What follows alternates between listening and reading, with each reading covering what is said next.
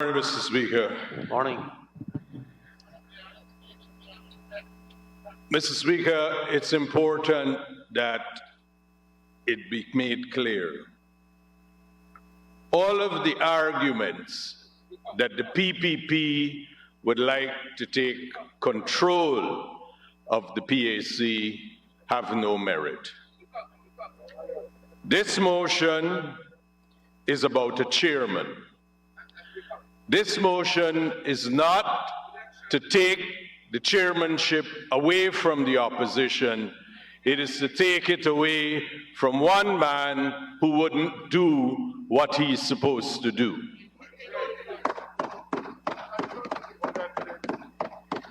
The Public Accounts Committee, Mr. Speaker, is for the scrutiny of government expenditure.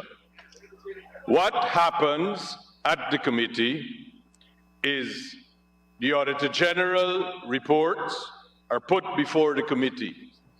It is then scrutinized by the committee. This is how Parliament is able to question the expenditure that it has approved in budgets. The chairman of that committee guides the conduct of that committee. Simple things such as the agenda, putting motions, saying about the conduct of proceedings or what takes place. That's what the chairman does. But on February 1st, 2021, a motion was raised in the PAC by the Honourable Member, Minister Teixeira, that asked that the chairman resign as chairman and remain a part of the PAC. The reasons, if anyone would look at it, Mr. Speaker, it was a simple motion. A motion is raised. The chairman of the committee ought to put the motion to the floor.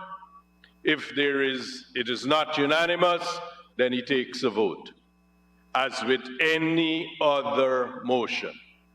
That's what should happen. But from the 1st of February, that has not happened. From the 1st of February, there has been no PAC meeting that has done any of the work that it is required to do.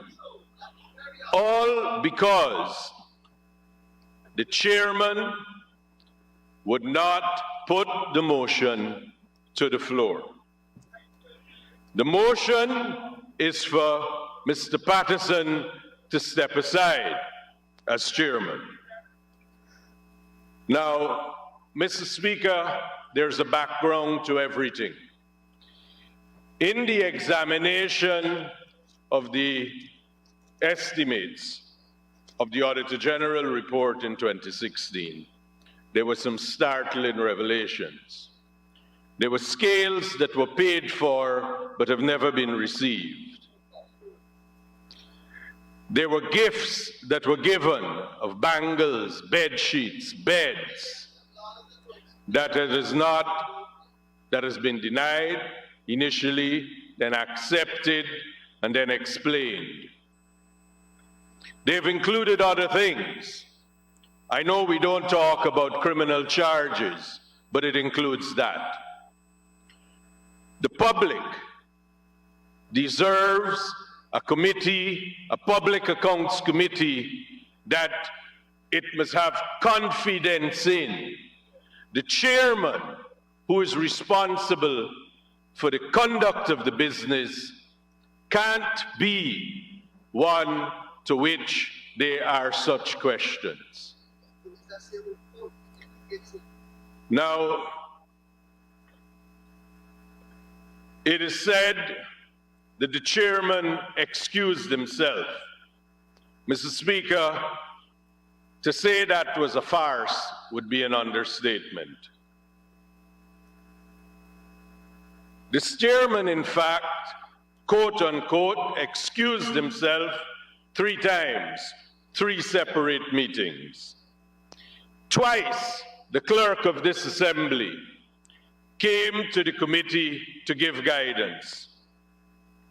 The speaker intervened to again give guidance. An independent legal opinion was obtained by the clerk and provided to the members of the committee, and it was ignored.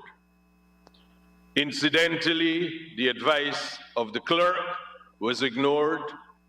The advice of the speaker was ignored. The motion that had been raised on the 1st of February has still, to this day, not been put to the floor of the PAC by the chairman. Mr. Speaker, how can the PAC function? The chairman must do his job. If it is that he wishes to recuse himself, you can't, on the other hand, stymie it when no other opposition member will be prepared to act as the chairman, even for that day. You can't do it without putting the question. The chairman can put the question to the floor and recuse himself. Incidentally, unless the votes are even, he wouldn't have a vote anyway. So what is exactly the problem? If a motion is raised, it is his obligation to put it to the floor. His refusal has meant since the 1st of February and 4 meetings or 3 meetings since, nothing has happened. We keep going around in circles. It's like Groundhog Day, Mr. Speaker. We get started, we get to the motion, he recused, and then it breaks up. And then we get called back on another day. We get started, the motion is put, he recused, then it breaks up. It is Groundhog Day, Mr. Speaker. We cannot continue like that. So, to those who say that the motion itself, they don't understand because it has too many whereas, maybe you should read it. It's very explicit. It says that the motion was brought on the 1st of February. It says what happened since. It says that the legal opinions are being disregarded.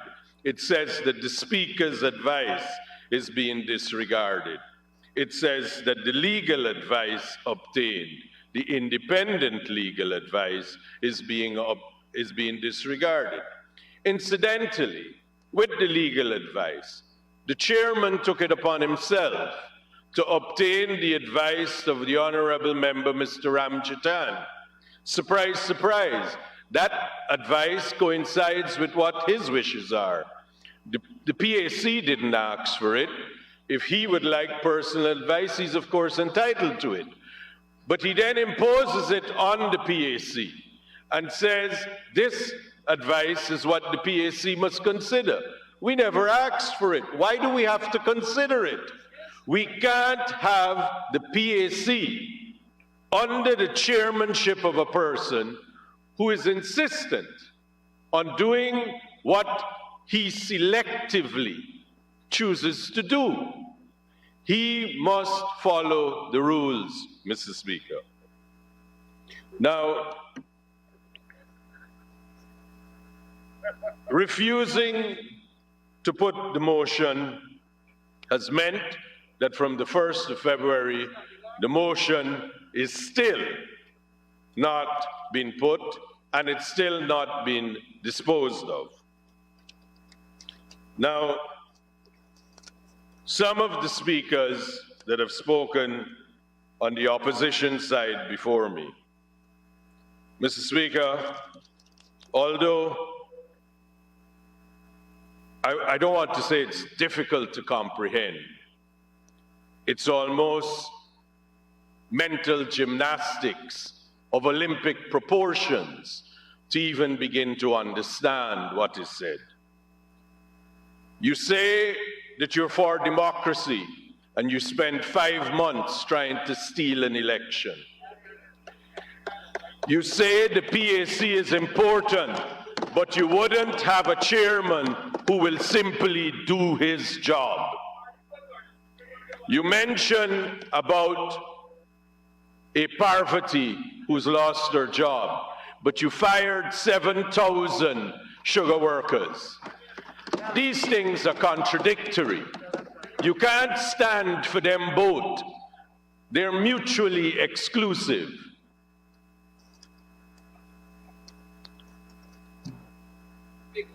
Now,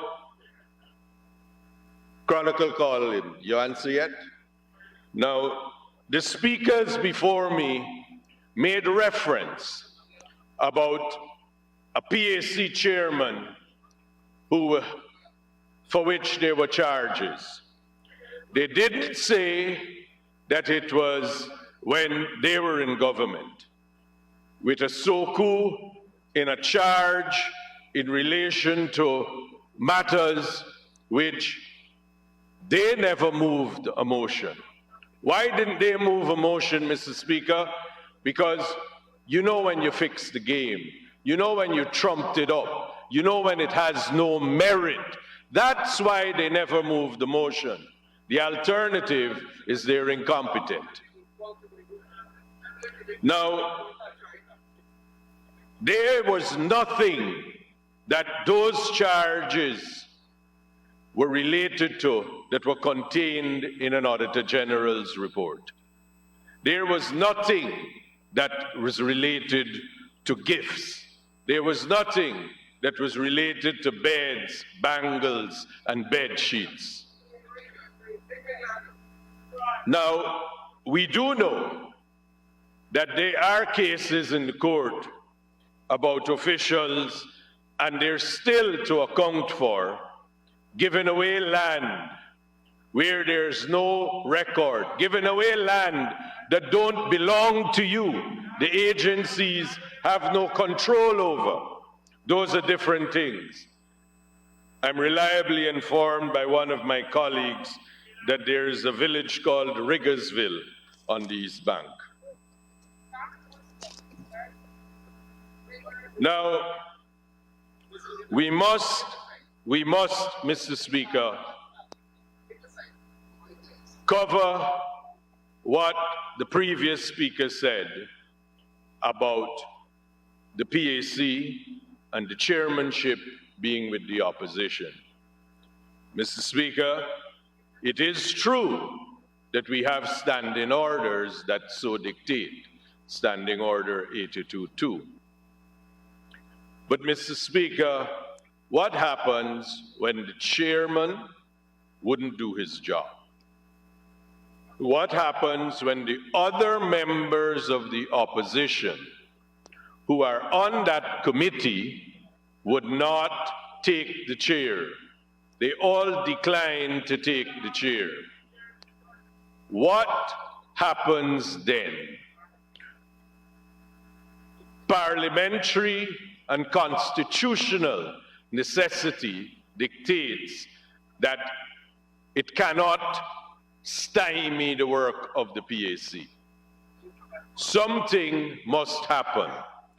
Mr. Speaker, this has happened. We have come to this House because the people of Guyana deserve to have a PAC to scrutinize expenditure. And for the opposition members to say that somehow this side of the House does not want to scrutinize the expenditure before the PAC is mind-boggling, because we're doing 2016 when that side of the House was in government and in charge of the expenditure. So why would it be in the interest of this side of the House not to scrutinize the reports. It makes no sense. But as usual, it relates to say anything. Say it even if it makes no sense, in an effort to explain your behavior and your conduct. Nothing says in our rules that an opposition member must vote with a motion, what was termed by the Honourable Member, Mr. Ramchitan, a motion of no confidence in the PAC. Nothing says that. But again, we have strung together, Mr. Speaker, all of these phrases, all of these concepts which do not exist. It is the definition of sanctimonious gangsterism. You do not have an argument, you invent an argument that is irrelevant, and then you support and research that which ought not to be an argument. Mr. Speaker, the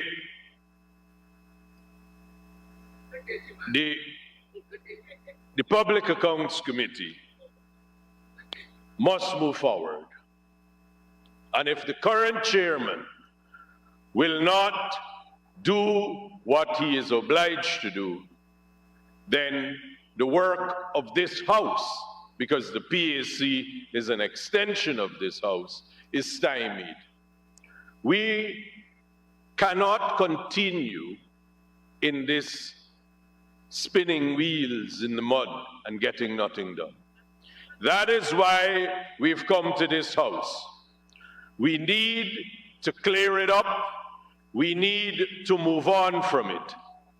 We need, Mr. Speaker, to support this motion. We see, Mr. Speaker, that the motion itemizes the meetings, itemizes the chairman putting an asterisk to an agenda item, the chairman removing the agenda item, the chairman, no chairman is entitled to do that.